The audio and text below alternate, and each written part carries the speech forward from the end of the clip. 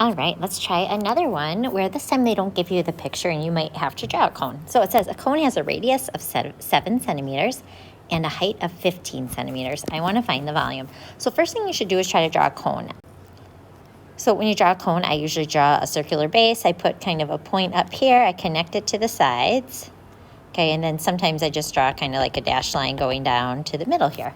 All right, so there's a cone. It says the height is 15. So the height goes from the center of the base up to the tip, that is 15.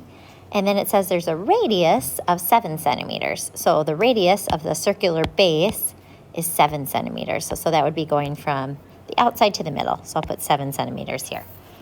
All right, now I'm going to find the volume. So first thing I usually do is write the formula. Volume equals, it's 1/3 times the area of the base times the height.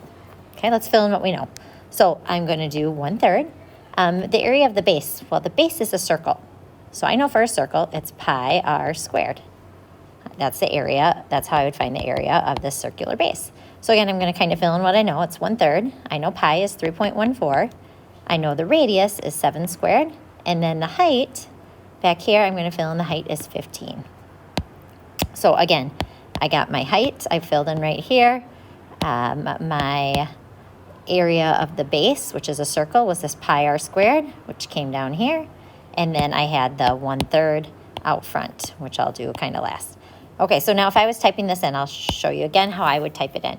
I typically start with the exponent. I do 7 squared, which is 49. Then I times it by 15 and times that by pi and times that by 1.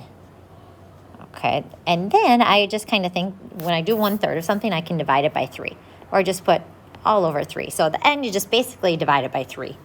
All right, so why don't you guys go ahead and type that in. I'm going to do 3.14 times 49 times 15. I end up with 2307.9, and then I need to divide that by 3, which my final answer is 769.3 centimeters cubed because it is volume. So again, when you have 1/3 of something, usually I bring that, I just kind of think of that as the same as dividing by 3. Okay, or you could just multiply all these top numbers and then and think of them as over 1, like I did in the last example. And then you still end up with that, and then divide by 3, and you get 769.3.